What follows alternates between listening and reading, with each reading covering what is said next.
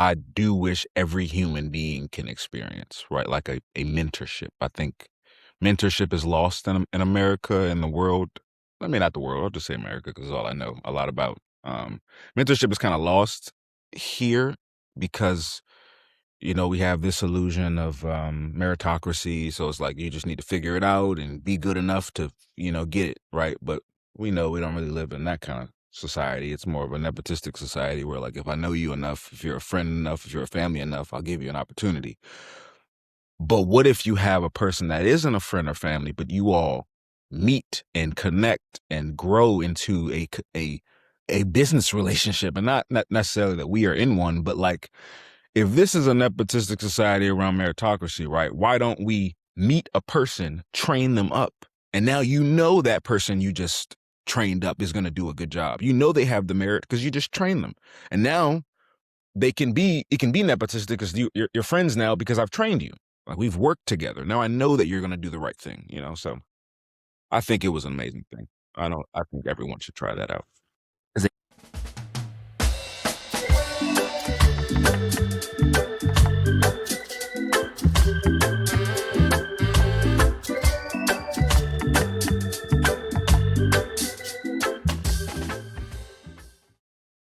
All right. Hello, hello. Welcome back. What's We up, y'all? are here Hey, again. Super excited today. We have a guest, one of Quentin's dear friends, Aaron. I'm going to let Quentin introduce you. I'm just going to say a little caveat. I got a lot of family here today, so there's going to be people probably walking in and out, and I may have to mute myself, or we might hear some extra noise. So, Quentin, if I get too noisy, you let me know, and Okay. I'll mute myself out. But Okay. yeah, my parents are here, and the dog's here today and the husband and everybody, so nice, it'll be nice, nice. fun. Family All right. So, time. Perfect. Yeah. yay! Yeah. Kristen, I introduce mean, us to our guest today. I'm so excited. yeah, absolutely. I mean, I'm excited too. It's been a long time in the coming. It's hard to like lock down a particular date to get like the right people here. It's like even when Rod and I want to record, sometimes we'll like get the times mixed up. So it's like really a blessing and a privilege to like finally be here and get a chance to like talk to Aaron. And Aaron and I met maybe like what 2 years ago, maybe roughly, and we met through this really dope like sort of like yoga studio cafe plant shop called Grounded in DC. And first I just reached out there just to be an instructor, and then I think the first time I saw you was when they had like their before they even opened, they had like a intro day kind of thing, and I think you were Winter in formal. there. But It was like a winter formal kind of situation.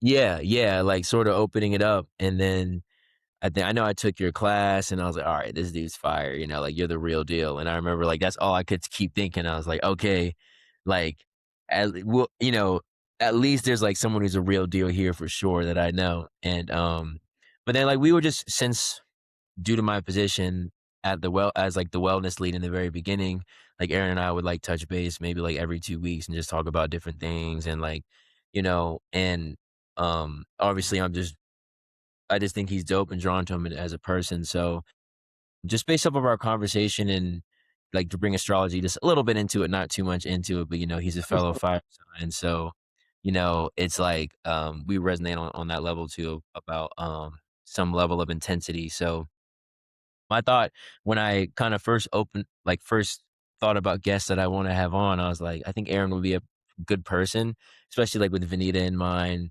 Aaron in mind, sort of to give like a feminine, masculine, but also a more well-rounded kind of point of view of like yoga. Since I know his teaching style, his teaching style is very like the opposite of Anita's too, and I'm sure his thinking style as well. So, but beautiful, you know what I'm saying? So, yeah, I just figured like I just wanted I to also work just more about him. yeah, I wanna point out that, like, Quentin and Aaron are kinda like unicorns in the yoga world because they are Black men teaching. And there Yeah, are not a whole lot of them, and so I think that's especially exciting too, to have conversations with people who are not, just like the norm of what we see in the yoga world, so we get to, like, kind of experience, like, how you got here, what your history is, like, the whole story of who Aaron is and what he's about, so I think that's yeah, a place to start, right? Let's start 100%. with Aaron. Tell us who you are, where you came from, how you ended up in yoga. Yeah. Yeah, thank you, Quentin. And I know we've already started, but I didn't ask how to pronounce your name. No, we didn't. Sorry. Rada. Rada? It's like Okay. Prada without the P. Okay. Rada. Rada. Okay. So thank It's you, Rada. actually Radha, but I Radha. just say Yes, I, Rada. I was gonna say that because I've dabbled in my Sanskrit. I think I'm a traditionalist, so I like to get into it. All right. Well, you So I can was say gonna go with Radha. that, but I didn't want to blow it first time. So I figured I'd just ask it. I don't want to blow it. Um, so thank you, Radha, and thank you, Quentin. I appreciate this opportunity. I think podcasts, like we talked about a little bit before we got on, they are a little anxiety ridden. But I think they allow you to speak, and I think everyone deserves a voice for themselves. So I appreciate you both, and thank you, Quentin. That was a really nice intro there. I was like, wow, that's crazy. I appreciate it. We definitely met and like immediately clicked. Immediately, like, all right, who are you? Who are you? All right, cool. We're those people, and let's communicate. Let's see what's possible in the world. And I appreciate when I get to meet people like that. So we definitely met that way. Yeah. So I am Aaron Young. I'm a 30-year-old yoga teacher, black yoga teacher, like as we've already, said. Um, I did not come, so I came into yoga specifically on the advice of a therapist and a friend who just thought that I should try it out. I'm an ex-athlete. I played all sports since I was a kid. I've been playing football since I was 6 years old. Football was my sport that I gravitated towards more. And I played in high school. I went to a WCAC high school here in DC, and then got a scholarship to Old Dominion University to play football. I Awesome. played cornerback there, and I played all 4 years. Tried to give it a little go, trying to play after college. Didn't really work out for me. So I think um, something that happens to a lot of young athletes, student athletes in general, is once the sport is over, it's like, what do you do? You know, um, Yeah. and especially for scholarship athletes. Not that non-scholarship athletes don't have this feeling and don't have this prowess, but I think when you're a scholarship athlete, it's almost assumed that you're going to continue because they paid you all this money to go to this school. So like you better be good enough to go do something else, right? Um, Right. and then it doesn't happen sometimes. The percentages are pretty bad. I think it's like 1.8% of specifically for football is like who makes it to the next level. And Yeah. that's a million kids damn near. I think, every college has like what, like 75, maybe 80 kids on this roster. There's like 130, 40 colleges. It's a lot of kids, So It I was always one shows of those. me how big football teams are. Like before Oh, they're I met my huge. husband, I had no idea that there were like 75 people on Yeah, the they're team. huge. Okay, give me 1 second. I got to knock on my door. Give me two Oh, seconds. I'm sorry. yeah. 1 second. We got a little interruption. This is good. This is what we were telling Aaron. It's a very organic podcast. We just have my Yeah. mom walking through for you. Those folks that aren't viewing us, you're listening to us. My mom's walking through in the background. Yeah. Um, yeah, I had no idea that like football teams until I met Dee, Yeah. that football teams were so big and that percentage of people who maybe were going to go further on a football team it was so hard. Like I think, I just and I thought it was think, like basketball, right? You got like what 20 people on the roster, no, 21 for people. sure. About, Train. yeah. I was gonna say with like football, that's also what leads to the competitive attitude with it, since there are so many people and only 11 can play at one time. Yeah, You know, yeah. it's Yeah. tough. But No, it it is really is. that you had your scholarship. That is pretty cool, though. At I least. appreciate it. No, I worked my tail off for that thing. I came up in a era in high school where there were a lot of athletes. Like there are people who were playing when I was playing that are like still in the league playing now. So like, we came from a pretty good. Stephon Diggs was 2 years older than me. And he put the good counsel, so I played him in high school. So like, mm, Wow. those guys were like really really good back then. And so I was like, if they're going to be good, I'm going to be just as good, and I played defense. So I was going to training places. I was trying to work hard every day. I was putting a good amount of energy into getting that scholarship. So, I felt like I had a shot too, so, go to college, play 4 years, had a rough college experience, I'd say, but like not rough in terms of like normal student life, like rough athletic life. Like you trying really hard to play and be in and play well, and coaches get. I played with 4 different position coaches in 4 years. So like I'm learning a new system damn near every year. I'm learning a new person every year, and so it gets tough. But after college, you get that what do you do now kind of thing. So I'm bounced around to a few jobs here and there. And then actually What did you study in college? so I studied fashion merchandising in college. I was like a super fly guy in high school, right? Still I is fly. no, Still I is fly. like I thank you. I'm some people call me eccentric, but not in like a a loud, boisterous way. It's more of like I've made a decision and I'm going with that decision. Whether it's clothes, whether it's a job, whether it's lifestyle, that's just what I've decided to do. So um, I wanted to be interested in college, and I didn't care about it per se, for sure. I can admit that I didn't care about the schooling. I was a football player. I just got here to play ball. So, but I'm a smart kid. So like I want to learn. So I'm like, okay, what am I into, and what could I learn? Clothes, So I just kind of went with fashion, and they had the option, so I just went with fashion merchandising. It wasn't really like textiles and like creating clothes. It was more like literally the merchandising side. So it was a lot of buying, a lot of like numbers, so it wasn't exactly what I expected. But I had a good time. I learned a little bit, and so because I did that, I graduated college and I worked at Saks for a little bit. Tried to like learn, start my own brand, things of that nature, but nothing really stuck. And then actually my college roommate, who is like one of my best friends now, and it's funny because he's from DC, but we didn't meet in DC. We met at ODU. And he's like from my side of town and all that. He's like from Northwest. It's like it's crazy. So we ended up going there. And actually, my 2 kind of best friends in school were both DC guys that I didn't meet in DC, but they went to ODU. So we were all roommates. And so the specific person I'm talking about, Falante Misher, he was working at the school, and he met this Indian woman who was kind of like studying trauma. Well, not was studying, she had studied trauma. And so she was kind of working in policy and working in kind of system change of just like underprivileged communities. And she had met Falante. Falante's from a tough neighborhood in DC. And he was someone who went to school, got a degree, and now he's like, changing his life around, trying to do more with his life. And they met and they kind of clicked. They started an organization called In the Streets.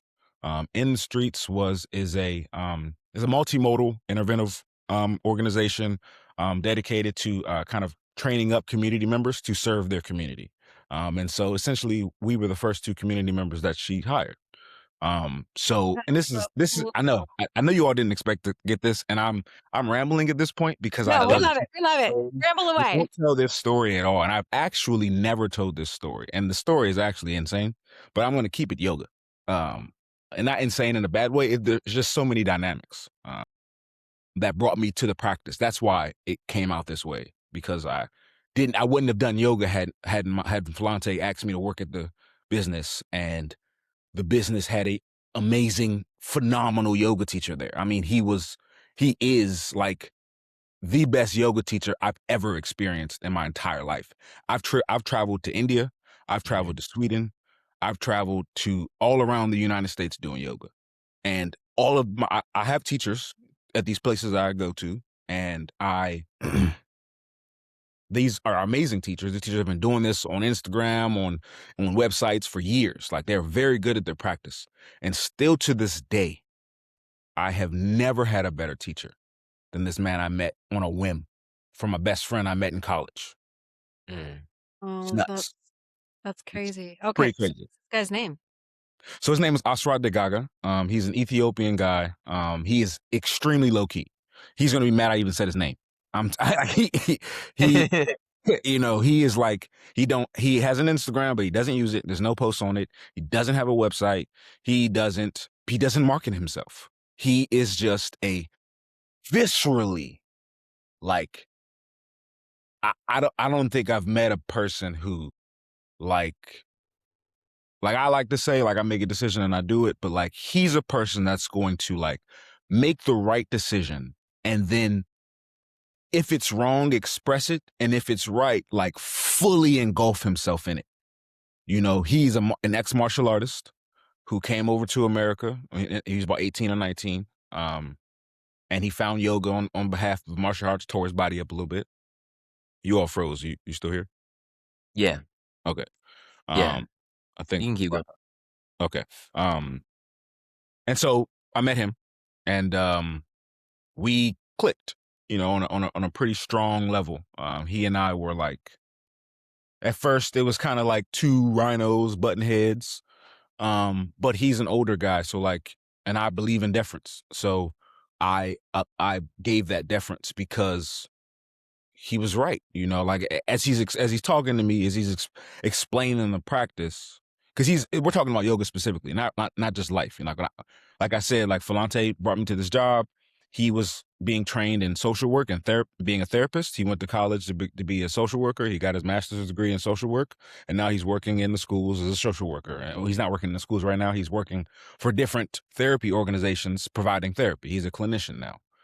So he got his job done. And so my job was to learn yoga. And so I was just blessed to have this amazing yoga teacher come in and kind of like, you know, change my life kind of thing. And he did change my life. And the practice ended up changing my life. So he kind of is teaching me the practice in like a one-on-one way, right? Like the traditional form of yoga, like right, teacher and student only. Like that's the way it was traditionally taught.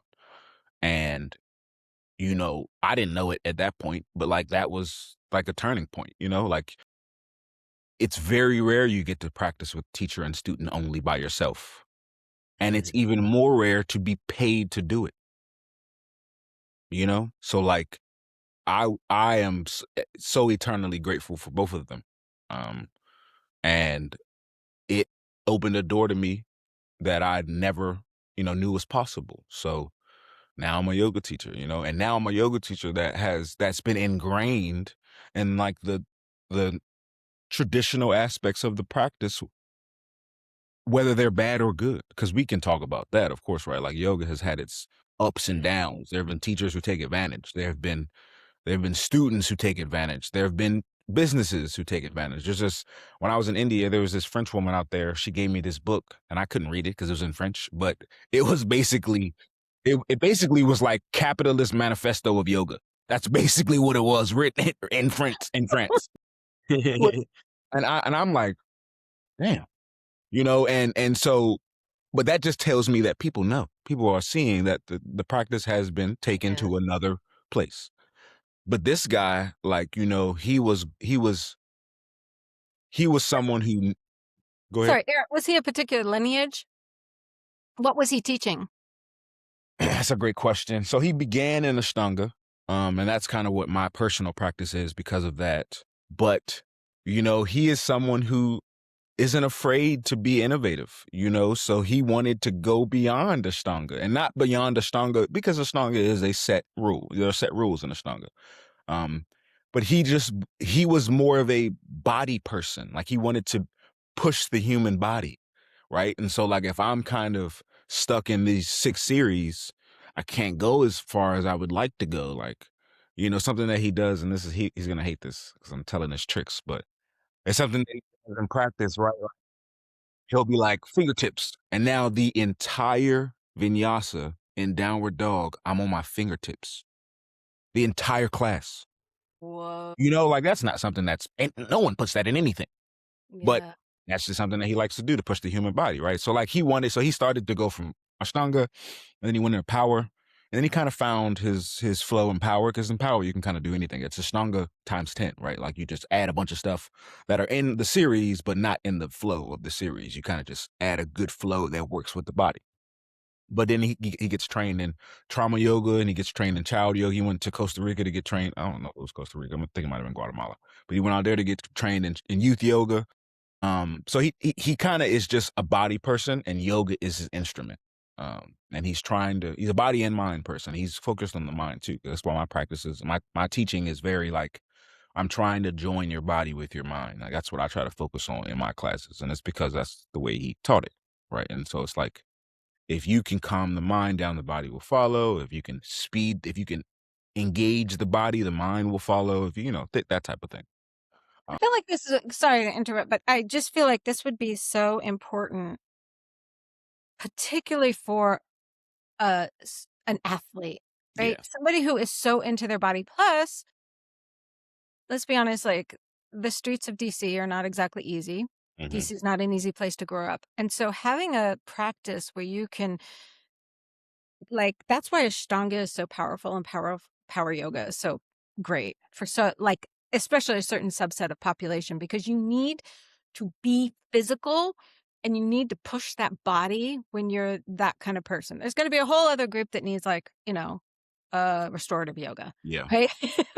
But Yeah. you need to have like I mean and that was where traditional yoga came from was like it was built for young men, right? And young men who were of a certain age, usually like they were starting this in their teenage years, where they Hmm. had all this testosterone, all this energy, all this angst, and you had to like work it through your body Yeah. and work it through your body. And it's so cool that you stumbled upon this incredible yoga teacher at a time where you were coming out of football for Christ's sake, like football, which is so intense. Yeah.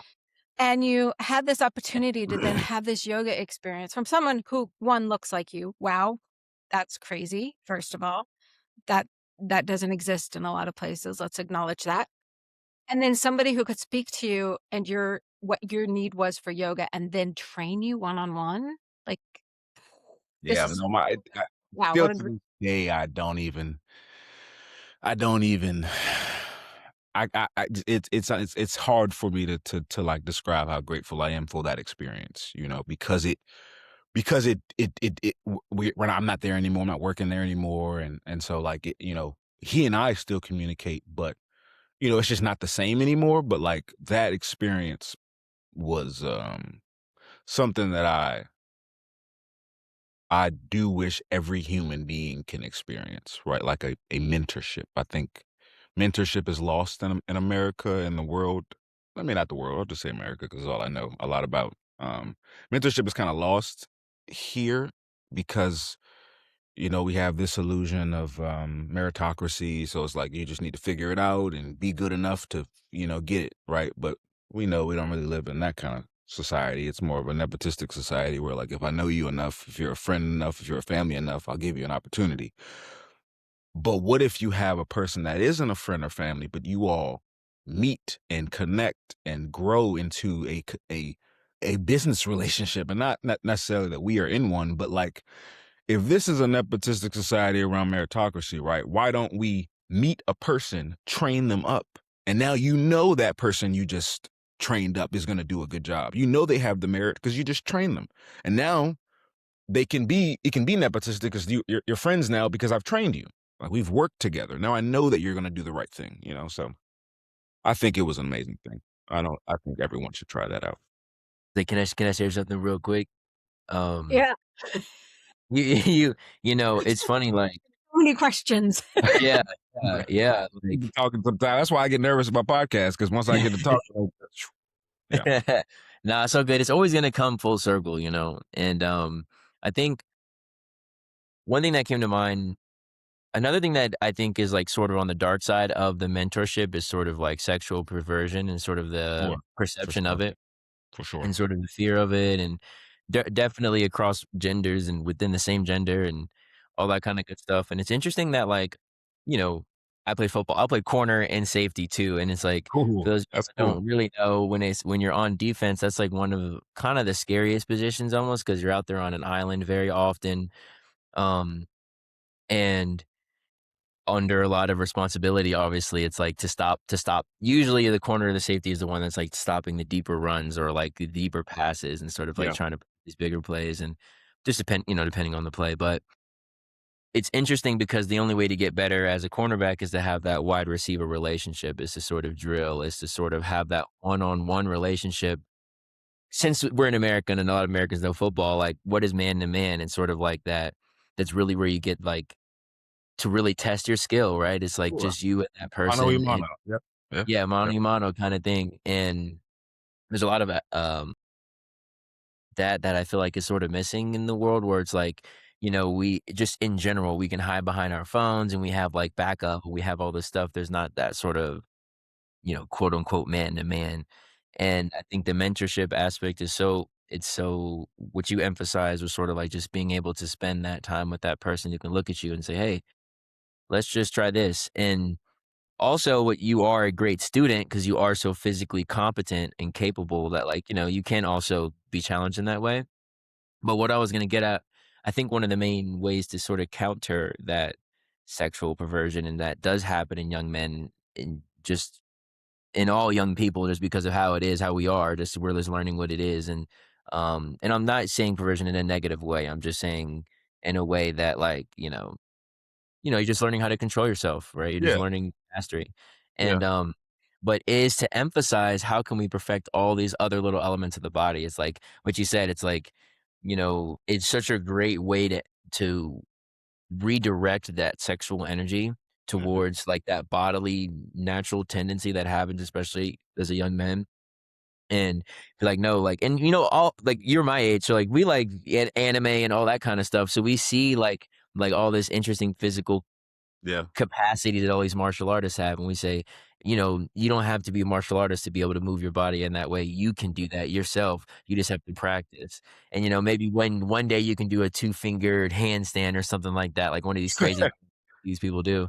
yeah, But yeah, that's just something that came to mind. Like that is a really good antidote is like just to emphasize that the mentorship around like exemplifying the body, purifying the body, seeing what it can do outside definitely. of just like mere lust and stuff like that, Yeah, which is the mentorship that a lot of men get on the side is like your sure, uncles and homies are like kinda giving totally. you Okay, I exact definitely understand what you're saying now. At first, I was like, "What?" I'm wondering what kind of sexual perversion he means. But yes, that is because they're always. It's not just go get a job. It's like, how many girls you got too. how many No, girls you got? There you go. See, you I get it. understand. I get it. I understand. And that can be like, I mean, we know that in the yoga world that obviously bodies are we're touching bodies, right? We're connecting bodies. We're being very physical. And so the sexual part is natural to sort of start to spill out. Totally. Yeah. One of the really cool things about yoga too that is so powerful, especially for young people. I'm going to say people now because, men can be a lot of things, but let's just say male energy in Mhm, particular.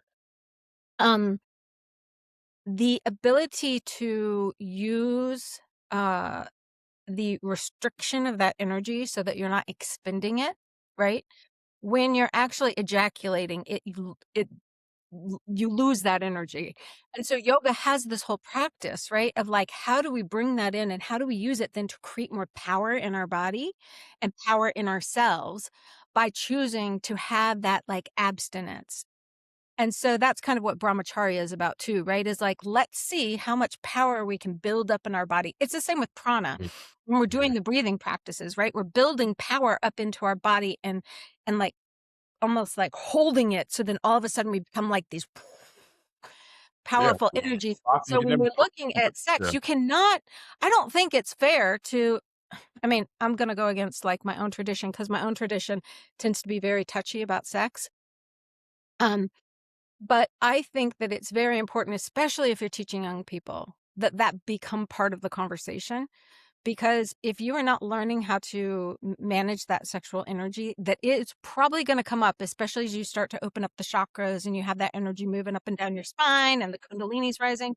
If you're not talking about how to manage that energy for them, you're doing them a disservice. yeah, But totally, how do you do that carefully without it turning into, some kind of sexual predatory totally. Yeah, funky energy. And that's where the mentorship's really interesting. yeah, And Aaron, I know there's so much you wanna talk about now because we've opened up the yeah. We will conversation. do a lot of things. But Yeah, I'm also really curious, like, also then how did you take his example of mentorship and what does that mean for you? Like, are you also going into mentorship? We haven't even gotten to that part of your story. yeah.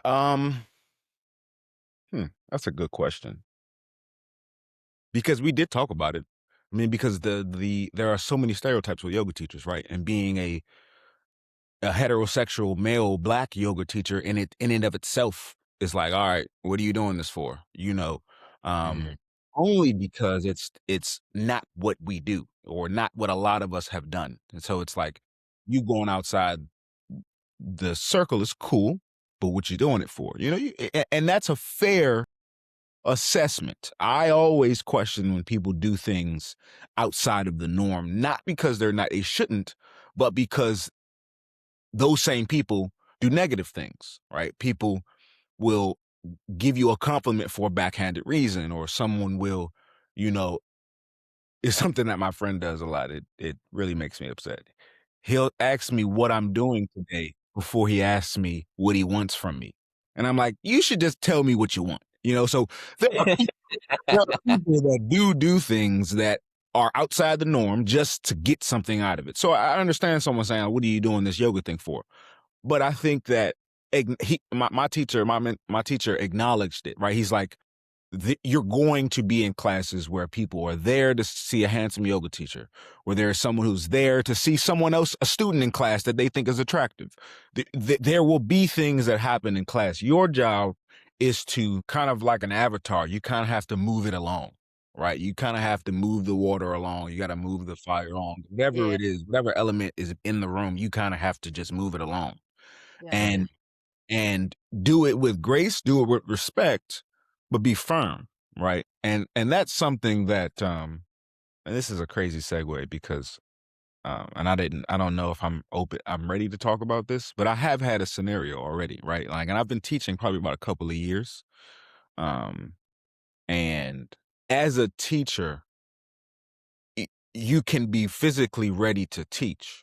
You can be mentally ready to teach, but there is an emotional aspect to teaching that not a lot of people get into. And the Yoga Alliance has its ethics. It has its, you know, things that they frown upon. And so they speak on it because they know it's been happening, or they know it's happened, or they know that people have talked about it. But being in the setting, um, and in the setting of like, you know, to be honest, you know, a lot of black people aren't really doing yoga. Like a lot of us are, but there are some of us that are not. And so now you have a bunch of people that are outside the norm. And now you kind of have to figure out why you all are doing this. And you shouldn't be always curious about why someone's doing what they're doing. But as a teacher, you have to be aware. You have to be aware why the people are speaking the way they are. They're moving the way they are. They're talking to you the way they are. They're talking to the room the way they are. And so I think what he taught me on how to handle that perversion of the practice, or perversion of our carnal desires, is just really to move it along. You know, you gotta just really have to take it and move it along, and do it in a way that they understand that this is not what you're here for, and this isn't really what they need to be here for. I mean, they can be here for it, but I don't know that you need to be here for that. So I think it's just really about being able to take hold and move along, you know, in terms of like sexual perversion specifically. And that's something that my teacher and I did talk about, um, of just how to handle. And because and so my teacher's also an assist heavy teacher, right? So I'm a manual and physical assist heavy teacher. But Yep. you know, in today's world, that is you know, I watch Instagram people where they just critique other assists. That's all their entire Instagram is just critiquing what someone else is doing in class. It's tough. Aaron, one of the things you're talking about is actually something that we've touched upon a lot in here, is that concern that we have over kind of being prepared as a yoga teacher, because you cannot go do like a weekend 200-hour training online or in Costa Rica for a weekend or a week and then come out and be necessarily prepared for that kind of teaching. And that's where I think like the mentorship, by the way, shout out to Yoga Alliance. They see this. And one of the things they're launching, I don't know if you've been paying attention to our new launch and our new branding and all the stuff that's coming down the pike, but mentorship is going to be a huge part of what we're trying to offer and what we're trying to work into, because we realize that people need these experienced teachers to then mentor the other teachers and make sure that we're having this continuing thing. Because again, yoga, if you're going to be a yoga teacher, a lot of stuff's going to come up in your class, a 100%. lot of stuff. And you got to be prepared on all levels to be able to handle that. Because when people start moving energy in their body, emotions, spiritual stuff's going to happen. People are going to blow out their kundalini. I don't know if you've had that yet. people blow out their I am Kundalini not. and then My they're teacher like told me about this psychotic. that have happened, yeah. And you're like, somebody has a psychotic break because they did too much pranayama. And you don't just want to send them to the mental hospital. You've got to have like tools. We all have to have tools together to deal with this because yoga is powerful energy. And in our modern world now, we're treating it like it's just exercise. And it is not just exercise. And so the fact that you have that mentor, and again, I'm going to ask you again, have you started mentoring yourself yet? Are you doing any mentorship? Nah, Guess no. what? It's needed, Aaron. It 100%. Listen to your call. You know, I mentorship is a huge thing for me. So, back to, like, kinda like my story kinda thing, um, my my friend Falante and I, we started a business called Second Thought, and the Second Thought organization is dedicated to getting kids and people to that second thought, right? Your first thought can be a little weary, but if you can get to that second one, maybe you can figure it out. And so we did a few years of SYEP programs. And SYEP is a program, it's called Summer Youth Employment in Washington, DC. Um, Marion Barry started an organization back then. And it's literally back in like I think it was like the 50s, and it's literally lasted up until today. It continues today, and it's giving our kids an opportunity to be paid to do things in the summer. And so organizations can say, hey, we have things for them to do. The government will pay those kids to come do our things. So we basically started a kind of multimodal therapeutic mentorship program. We did it one summer at McKinley Tech High School. We were coaching football up there, so we just did it with the football team. And then we did it one year at Perry Street Prep with some middle school kids. And it's essentially kind of therapeutic mentorship where we have different programs we take them through, and just kind of there's more specifics and more science and more data and more things into it, but it's essentially yoga, group therapy, and another culturally responsive form of therapy like plant therapy or art therapy. And it's kind of just like little different stations throughout a 3-month period or 6-week period. And we're kind of just taking them through them all, you know? And so that's You the like only, that's this? the only, mentorship I've done. I loved it, but it is tough because we aren't paid to do it. So all that stuff comes out of pocket, but the kids are paid, which is what needs to happen. So, you know, we did it for a couple of years. I did it one year with the organization, my teacher and the other woman that, Falante met. And her name is Sangeeta Prasad too. I didn't say her name. So Sangeeta and Asrat. I did it one year with them through just our own organization. So I've done it for 3 years. I've mentored for about 3 years. But we haven't done it the past couple of years just because job working, and I was teaching at Grounded a lot. And but yeah, that's the only form of mentorship I've done through my business, and I haven't really done it since then. But I really am into mentorship. I think it's like the number one thing that every person needs, whether it's a mom or a dad or an uncle or a business person. You know, I think someone needs someone that helps them walk through this life. That's something that Sangeeta used to say, because this didn't happen to me, but I know some people teach their kids this. But I thought it blew my mind that she was like, because she was saying that mentorship is a big thing. That's where I kind of learned that it is important. Not that it hasn't always been important, but I just never thought about it that way because I just was a football player. And so as long as I go work out, I'm fine. But I had trainers and stuff like that too. But she was also saying, like, you know, my mom taught me how to brush my teeth. You know, like, did your mom teach you how to brush your teeth? And I'm like, I don't know. Did she? But like, so everyone should have someone that's teaching them something, is basically what I meant. Like, everyone should be, because life is tough, you know, like trying to figure it out on your own is like, you could do it, but like, if you didn't have to, why would someone make you have to if they could just help you do it? You know, so. Yeah. Aaron, are you a yoga teacher? Are you training yet? Have you led your own training? Where are you at in your own yoga teacher path right now? I'm not teaching it right now. Um, I was teaching. I stopped teaching at Grounded about a year, about 6 or 7 months ago, a little under half a year ago. Just to kind of take a break, get back to my own teaching. I mean, get back to my own practice. I want to, because I mean, I've only been in this yoga thing since 2021. You know, 2020. You know, it's still fairly new to me. And I know that, like, and like, there's a whole other part of my yoga practice that I like rejected it. I was like, I don't need to be doing this. Like, what am I doing? So it didn't click for me immediately. It took some years for it to click for me. So right I love that now, you're saying this, Aaron. I'm sorry, I'm so interruptive of no, you, it's but okay. It's okay. I love that you're saying this. However, remember, in yoga, we believe in reincarnation, Yeah. many of us. And so you say, I've only been doing it since 2021. Mm. Right. I've just been No, doing this since 2021, Aaron. I've been doing this for some Ah, good.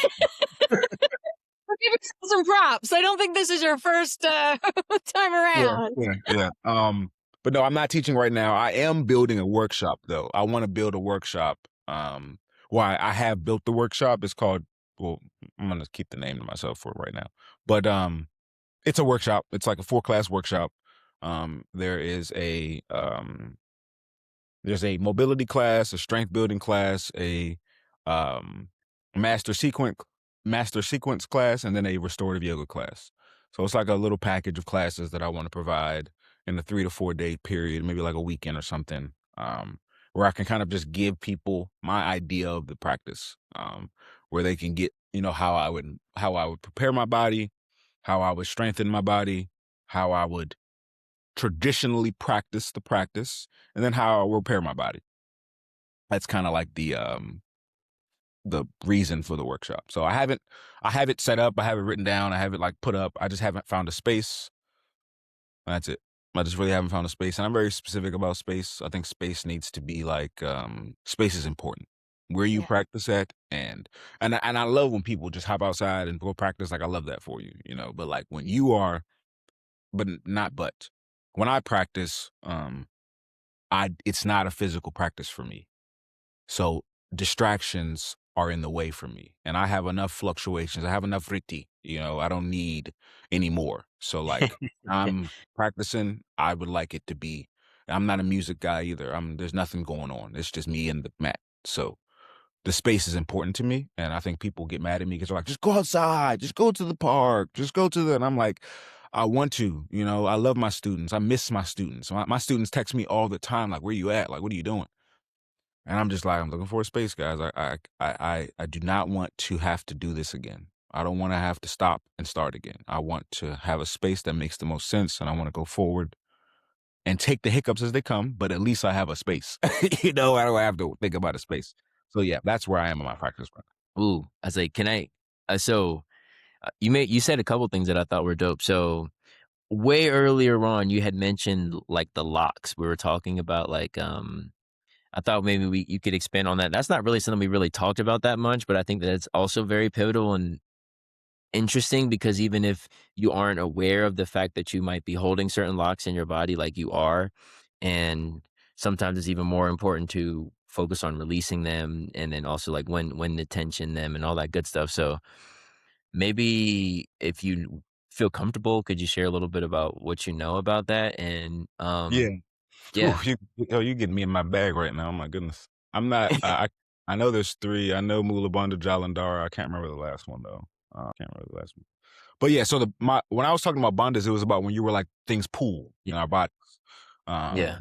And I was saying, and sometimes you pull that energy because that's what my teacher that's the way he taught it, right? He's like, engage the body so that as things move down as the energy moves along the values of your body, they pool into these places and they pool into your chakras, yes, but then like the Mula Bandha lock is like right where your sacral chakra is, right? So if you're locking that energy that just got pulled into it, when you expand it, it frees the body. You're able to elongate a little more because you just pulled energy to push it back out. And that's the kind of the way I've always thought about yoga is like a push and a pull and a ebb and a flow and the yin and the yang of like strength and softness at the same time. So it's like an athlete getting in an ice bath and a hot bath. That's the way I think about the locks. And the locks is if like that energy gets pulled into that chakra and the bandha locks it, um, it's like you're preparing yourself to move to the next posture, or you're preparing yourself to go into the next stage of life. I kind of try to make sense for both life and the practice. But I think bandhas are something that is difficult. It's like very, very difficult to get a hold of those things. I Mhm. still don't really have access to my Bula. Um, and it's because of my years of football. I've been squatting and doing a bunch of stuff with my legs. I don't have access to my pelvic floor. I'm still working. I went to a this is TMI, but I went to a chiropractor because I was I'm really trying to get into my pelvic floor because There's no my such thing as TMI on one There's answer no here. such thing as TMI. I went to a chiropractor to try to, and I specifically said, "Can you open my pelvic floor?" She was like, "What?" Like, I know how to do that, but like, no one's allowed me to do it. I'm like, "What?" Because I'm like, I don't know what she means by that. Then she tried to do it, and I said, "Oh, this is what you mean by this." She has a thumb so close to my anus that I couldn't even like, but she's like, and I'm feeling things break. I'm feeling little knots pop, so Mm. it's there. It's just tough. I didn't know if I couldn't I did it twice. I couldn't do it more than twice. And I know it wasn't enough. I still ain't got my seat as much as I wanted to have it. So, um, My chiropractor just adjusted my pelvic bone for the first time the other day. It hurt so bad. I'm telling you, the I pelvic was like, floor is "Whoop, I holding didn't know so that much. that was locked up," right? Yeah. Yeah, Nah, the pelvic floor is holding so much. And that's yeah. where your Mulabanda is. And that's where a lot of your because like from a lot of the teachers that I met in India and all over the place, a lot of them say you are supposed to kind of engage the Mula Bandha in each breath, right? It's like you releasing it as you exhale. When you inhale, you're inhaling and then engaging the Mula Bandha. But if it's hard to access that, half your practice you can't even do. So it's like, and you don't have to do that. But, for me as a traditionalist and wanting to get to all the things, like I want to get to everything. I saw the people in India doing the nose. I know I shouldn't say it. Nadi Shodhana. Isn't Nadi Shodhana? No, is it Nadi Shodhana? No, that's the breath work, but you mean the pot. Yeah, the pot. Yeah, I see them over Yeah, there on yeah, the pot. I'm like, how you Nettie. not do that? Um, Well, Aaron, we're gonna get you doing Nettie, man. Nettie, That's yes. that's the key. Yeah, I haven't experienced Literally, it. me and my husband are like, I don't know how people live without Nettie. Like, When I see literally, people do it, they like swear by it. They're like, "Yeah, you need to figure this out." Yeah, so yeah, Nettie's where it's at, man. yeah. If you have any kind of sinus stuff, if you are ever stuffed up, if you have any allergies, if you ever have a stuffed up nose, I don't understand how people can live without we Nettie. struggle. Yeah, no, It, we don't really I, was, live I, that I was way. blessed without allergies. I'm actually not allergic to anything, so I'm pretty cool. What? Yeah, He doesn't need Nettie. That's why he doesn't know about it. that's why I don't know. I was gonna say, 'Cause I don't have allergies. Yeah. But yeah, so yeah, that's kind of how I see Bandas, and I'm still so Bandas and I have like a little relationship because like I know what they are and I want to engage them, but I just don't have access to them yet. And it's more about my Sangita and Ashwa. They both say it's because of my breath. I don't breathe enough, so that's a huge part of it as well. But I'm working through it.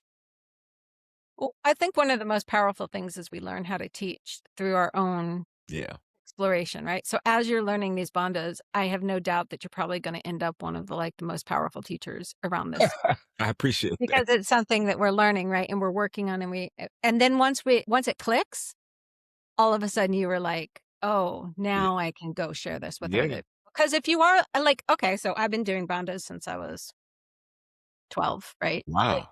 So for me, it's just a given, and I don't understand always how to teach people very well. Like my Uh, husband always laughs. I say he's a much better yoga teacher than I am because I've been doing it for so long. I don't understand the challenges what of someone when you're else isn't in the practice. understanding. Yeah, yeah. That's something So my when you have the teacher says. challenge and you overcome it and you learn it, then you can Yeah, go with other people. that's so funny because my teacher he's older. He's like I think he's like 58 or 57, something like that. So he teaches people his age as well. And so he says that's like and so he taught me how to teach them as well. And so that's like an amazing thing because now I have to put myself in their body. They're not going to be able to do all the things that I'm able to do, or anyone should be able to do these things. So now I have to, when I prepare for class, I put myself in their bodies to make sure that this is even able for them to do. So I definitely, if that's something that I have learned how to do as a teacher. Also because I'm learning as so like the things are changing in my brain. I'm like, I know what you could be feeling because I may have just felt this type of thing. So that's a big key point that I do definitely try to engage in class. Hmm. Um, So, based on the idea that you had, like, would you are you also interested to do, like, privates, like, one-on-one kinda classes with folks too? Like, I've never done a one-on-one before. I did a one-on-one actually with this NFL player who, went to ODU with me, Zach Pascal. He and I did a one-on-one, but I don't know if it was the w I did so I've done one-on-one, but I just haven't gotcha. done but I would be open. You I have a nice living room now. I saw Yeah, that Yep. I saw that open empty space. Yeah, so I yeah. get my own little practice on my mornings, you know? Well, no, I definitely would be open to one-on-ones. I just no one's ever asked me well, someone has asked me, but it never, like, came to fruition. So, I just haven't thought about it, and I'm very space-oriented in my brain. I'm like, "If I ain't got space, I can't do nothing." But I need to Mm. change that because it is limiting. You can do things in your living room. You can do things down at the gym. You know, there are things you can do. So but no, I haven't, done too many one-on-ones, but I definitely am open. I think creating your own space, right? Your own sacred space. That's one of the things that Swami Satchidananda was always talking about. So a lot of us have like in our homes, we always have like an extra room because we always have our dedicated meditation sadhana room. Yeah, And for some people, it's a closet. For some people, it's a whole room. yeah. But, like, having that in your home also so that practice becomes very sacred. Like, he was always like, "Make sure that you wear the same clothes every time you practice. Make sure you have the same mat every time you practice. Use the same pillow." Yeah. Like, use that's why the yogis used to have those animal skins because the animal skin would hold the energy really well of the practice. Mhm. And so using the same things over and over. So I love that you're like really into sacred space because that's not for nothing. Like sacred space is really important and it definitely like accentuates your practice and makes your practice more powerful and really improves your practice overall, which I think is important. So even if it's in your living room that you use for other things, I think you can create really beautiful sacred spaces in your living room. I don't know if we lost Aaron. Did we lose Aaron? I don't see him anymore. You're on mute too, Quentin. We have a pause. We might have a technical difficulty here, peeps. Yeah, I don't see him anymore either, but I could probably say something based off what you said. Yeah, Uh, talk about it while we're waiting for Aaron to get back on.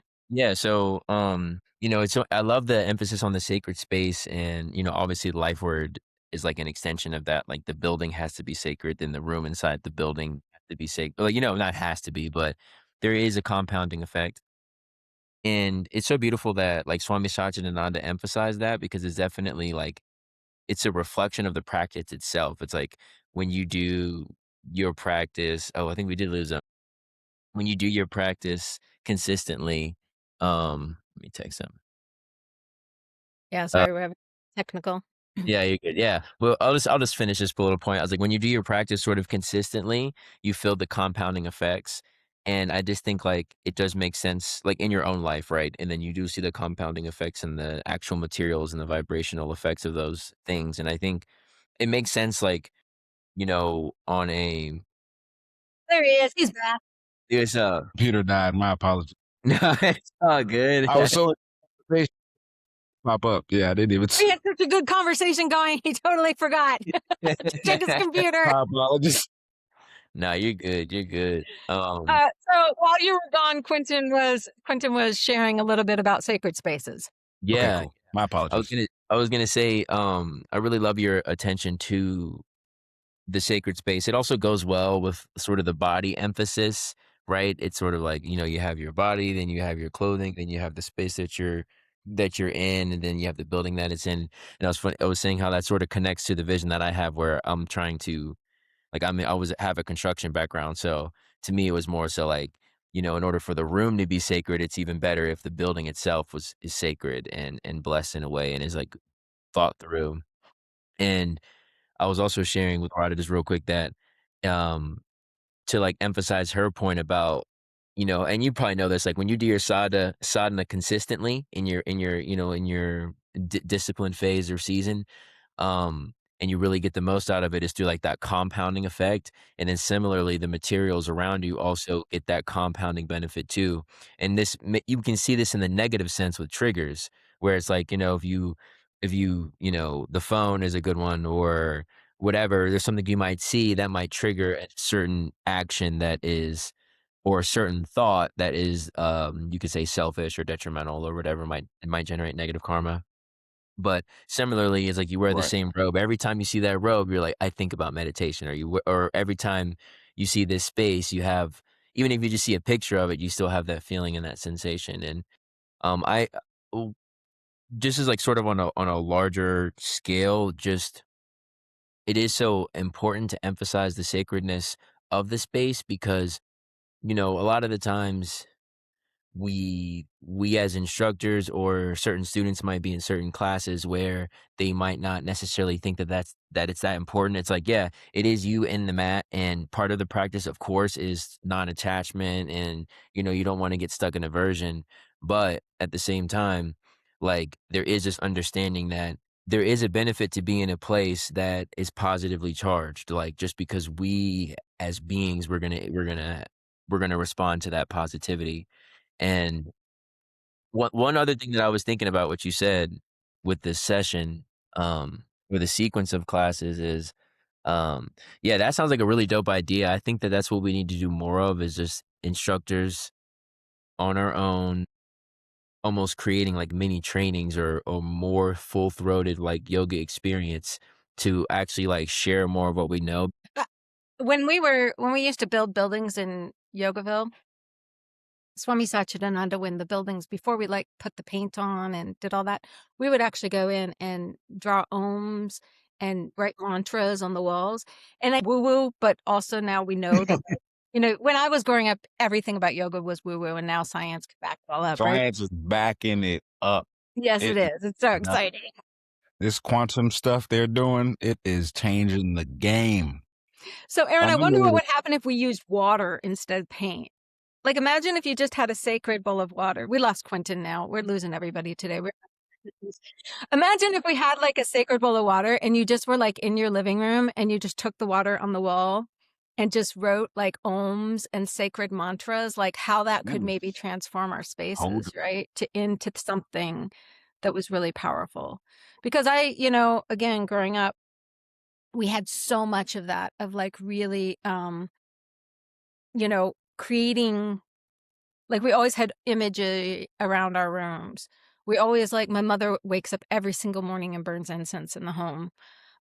Just like these rituals that really can create these spaces. And I think we're missing out on an opportunity if somebody like you is not mentoring people, doing one-on-ones with people, I teaching yoga appreciate that. classes with people, really, because the yoga world needs more authenticity, authentic practice, because people want it too, Yeah, right? People are hungry for it. yeah. People are going and they're having this little taste of what yoga can be. And then they're like, there's more out there, and they're not getting It's exposed more. to more. And so Well, this is what I talk about. Like, I mean, I'm a big advocate when I'm in these Yoga Alliance meetings, at the board meetings. I don't know if Quentin told you I'm on the board of Yoga I Alliance. had So no idea. I love that you mentioned Yoga Alliance. It's so fun because, like, I'm on the board. And so in these board meetings, like, this is what we're talking about is like, Yoga Alliance was so responsible for it, creating this thing where yoga was just like an exercise, right? We were just like certifying everybody. And um, Quentin, you are opening another tab. If you would go close that other tab, just Yeah, go on. Riverside's telling me there's an issue. Um, Gotcha. All right, I closed it. so making sure that we're bringing that authenticity into all the experiences of the yoga rooms, and having somebody like you who's like gets that on like a cell level. And you don't have to be like, again, like, okay, and maybe it's just me, because obviously it's funny because I have this perspective. I'm pretty young, but I've been in yoga for a really long time, right? In my whole life. So everybody's young to me. They're like, most people are young yoga teachers. People come in like, I've been teaching 30 years. I'm like, that's great, but you're still a young teacher. Um, so never think you're too young. That's what I want to say. Like, nobody's a young teacher, because if you're into yoga and you're experiencing yoga and you're in the yoga world, we don't know how many lifetimes you've been studying yoga. So don't dismiss yourself ever, especially when there's some authenticity and some sort of feeling. And again, the mentorship is so important because you are going to reach people. Like the fact that you taught a football player, I'm sorry, some football player doesn't want me to come teach them yoga, right? Really? I'm not their target. Like, they're like, "Why is this Yeah. 54, 53-year-old woman gonna come Yeah, white no, girl gonna come in here and teach me some yoga?" She's not even in shape, right? She's perimenopausal. She's like, that I'm yeah, not gonna reach. that's been a huge part of it. That's been a huge part of it because I am an athlete, because I did get into it through athletics, and not athletics in the traditional sense, because he's a martial artist, but it's still athletics, but it's just a little different. But it allows for that.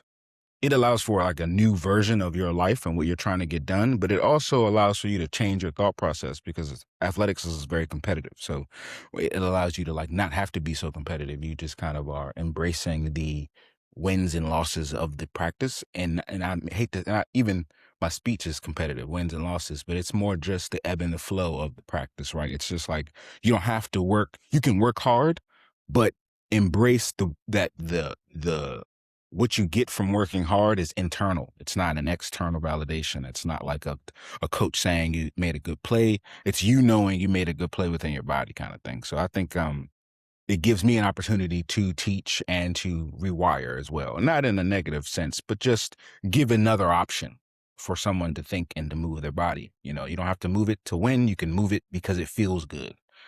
And a lot of us don't have feel. I think my therapist, he's always trying to get me to express a feeling.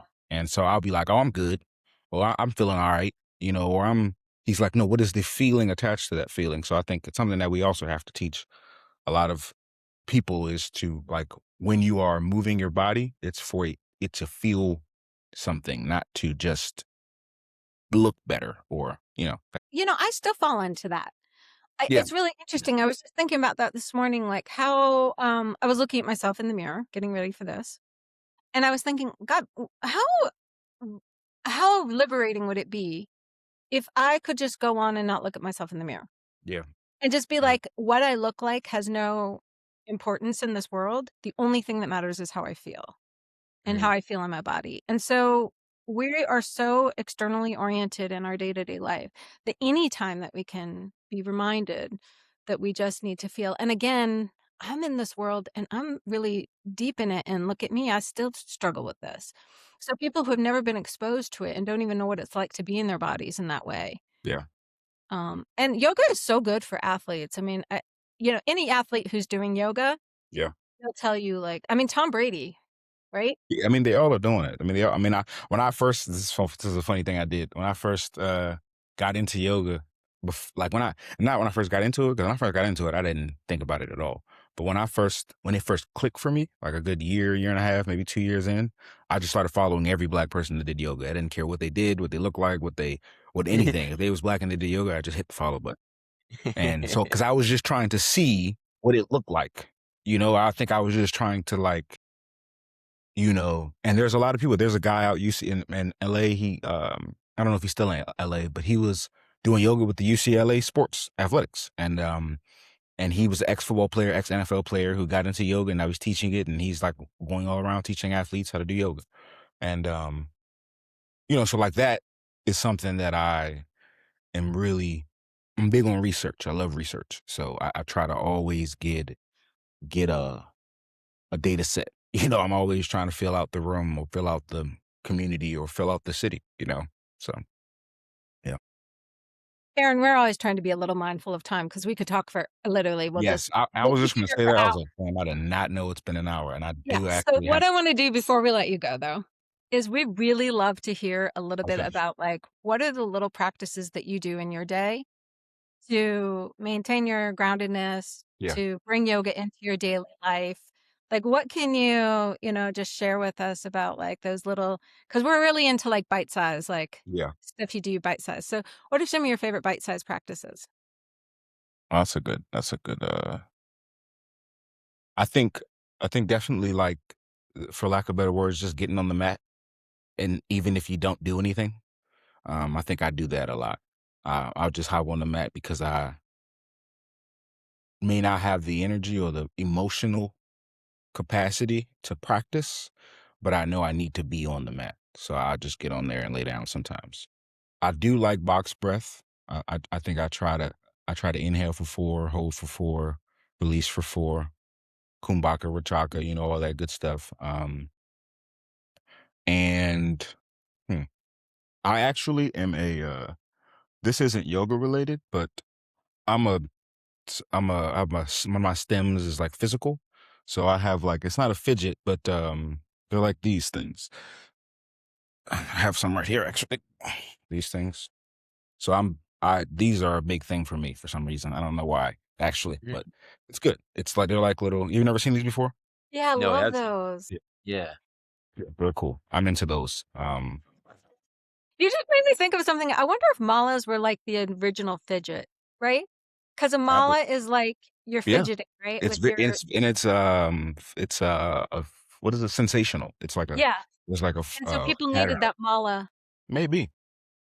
Maybe. Thanks, Aaron. I never actually thought it that Look way. into that. Well, no, learned something new today.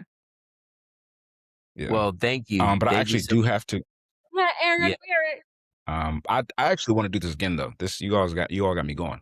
I would like to do this I again. bet. I I was love gonna say, that. I hope you talk to us when Yeah. we have some more time. This is cool. And we are so grateful to have you today. Thank you so much for sharing with us. And we are super excited to hear like what's next for you and where you're going with this. And keep us informed and let us know. And please, please, please come back and share with Yeah. us again because I think I we would love appreciate to you. hear One more time. Yeah, I think some more I want to have wisdom. more time, so I'm not thinking about nothing behind me. I want to just be focused. So I God, appreciate Aaron, this was so great. You were perfect. What are you talking about? This was, I appreciate you so much. Thank you for having me.